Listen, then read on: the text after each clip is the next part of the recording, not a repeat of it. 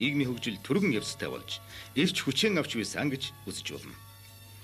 Чухам энэ үйдлүүд өгөөч улс орны нүүр царайг тодорхойлж байгаа Эрдэнэтийн Зисмалибдéний үйлдвэр Эрдэнэт хот бага нуурын нүүрсний ил урхан цогцлбор манай улсын хамгийн том эрчим хүчний үйлдвэр болох Улаанбаатарын 4-р цахилгаан станц төвийн бүсийн өндөр хүчлийн цахилгаан шугам сүлжээ борон дөрийн уулын баяжуулах үйлдвэр хөтлийн цементийн үйлдвэр гэх мэт томоохон шинэ үйлдвэр барилга байгууламжийг барьж ашиглалтанд оруулсан юм.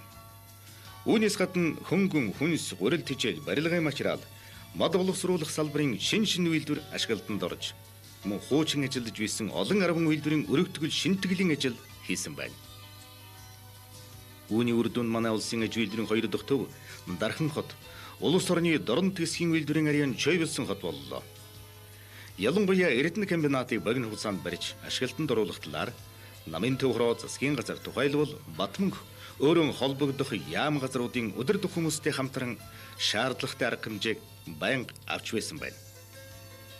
Батмөнх засгийн газрын тэргүүний хувьд төлш эрчим хүчний үйлдвэрийг төрүүлүүлэн хөгжүүлэх, улс орны ирээдүйс түүх эдийн нөөц соёлыг ашиглах, уул уурхайн үйлдвэрийг барьж байгуулах, үн төсний геологийн албыг өргөтөн бэхжүүлэх, мэрэгжилтэй боловсон хүчин, ажилчин бэлтгэх талаар шадар хүмүүсийнхээ хамтаар их анхаарал тавьж санаачлаг гарган ажиллаж байлаа.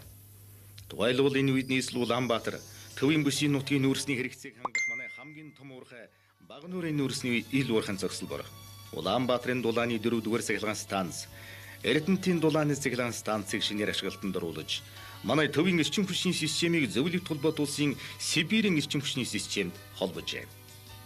Борон дөрийн жонш баяжуулах үйлдвэрийг зөвлөлт холбоотуулстай хамтран барьж байгуулснаар манай улс жонш олборлох талаар тухайн үед дэлхийд тэргүүн байранд орох боллоо.